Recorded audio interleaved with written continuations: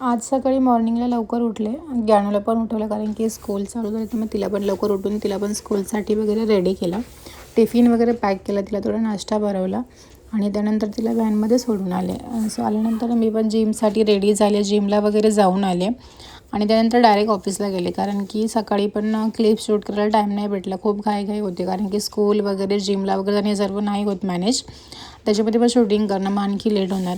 मग ऑफिसमध्ये पण लेट मग लागतो. सो असं आल्यानंतर मी डायरेक्ट आल्यानंतर रोडमध्येच एक भेळवाला लागतो, मस्त भेळ असते.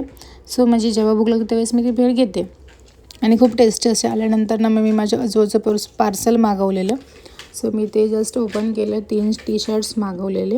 3पैकी 2 मला रिसीव्ह झाले, पण दोन्ही पण ब्लॅकमध्येच आहेत. तो खूप एक कॉलर आहे आणि एक विदाऊट कॉलर आहे, तर दोन्ही खूप चांगले आहे. फॅब्रिक पण खूप छान आहे. मला स्पेशली दोन्ही पण आवडले. सो त्यानंतर मग मी घरामधलं जे काम होतं ते आवरायला घेतलं. कपडे खूप सारे जास्त होते, 2 दिवसाचे कपडे होती. मग कपडे वगैरे धुतले. भांडे तरी हे स्वतःच धुवून गेलेले, भांडे आणि किचन ओटा यांनीच क्लीन केलेलं. सो मी कपडे वगैरे धुवून वाळत टाकली. त्यानंतर ज्ञानूचा स्टडी करत होते. ज्ञानू पण खूप स्मार्ट झाली आहे. ज्ञानू स्वतःचा स्टडी स्वतः करते. सो आय एम हॅप्पी आणि ज्ञानू खूप चांगला स्टडी करते. तिला सांगायची गरज लागत नाही की स्टडी कर. सो असं होतं माझं पूर्ण आजचा ओव्हरऑल दिवस. तुम्हाला कसा वाटला नक्की सांगा.